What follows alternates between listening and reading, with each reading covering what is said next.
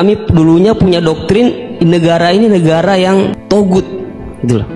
Negara kafir yang wajib untuk kita perangi, kita musuhi, dan orang-orang yang berkembang kita, pokoknya kita basmilah sampai tegak negara ini, negara Islam versi kami saat itu. Nah, bagaimana cara kita untuk memupuk agar generasi kita selanjutnya tetap berakhlak, beretika terhadap yang lebih tua, ataupun kepada sesamanya, ataupun kepada yang lebih kecil? Bismillahirrahmanirrahim. Ya, yang rileks saja ya. Saya pernah ketemu orang yang pakaiannya itu enggak, mungkin kalau orang syariat bilang enggak syar'i lah, pakai pakaian yang tidak syar'i, tapi dia muslimah, dia ke masjid. Saya ditanya sama seseorang, Gus kok sama orang gitu mau bertemu gitu. Karena terus saya bilang, kenapa? Dia pakaiannya ada islami gitu.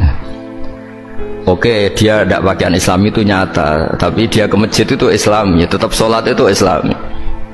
Ketika dia ingin sholat dan tetap sholatnya pakai takbir, pakai rukuk, pakai sujud itu islami.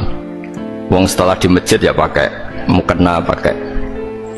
Kalau sama-sama nyata, Anda kan boleh ngingat sama-sama yang fakta gitu. Dia punya kesalahan dalam berpakaian, dia punya kebenaran dalam sujud, dalam rukuk, dalam ibadah. Dan itu tradisi Quran. Quran ya cerita fama ya'mal mithqala dzarratin khairan yarah wa may ya'mal mithqala dzarratin syarran yarah. Apa susahnya sih ingat dua-dua sisi itu? Dulu ketika Rasulullah SAW hidup bersama komunitas yang majmu', itu sebetulnya permintaannya Nabi, jangan halangi kami saat mau beribadah.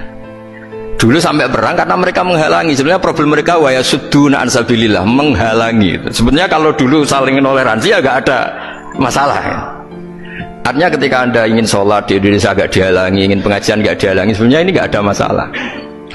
Ya, soal ada kebaikan, ada keburukan ya mulai Nabi Adam sampai sekarang, sampai kiamat.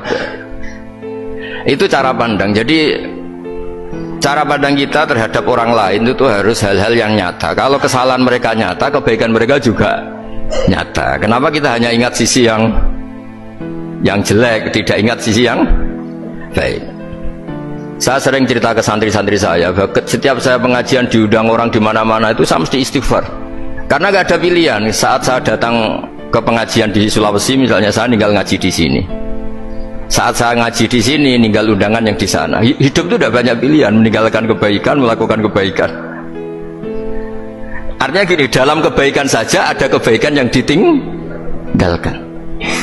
Apalagi dalam kejelekan.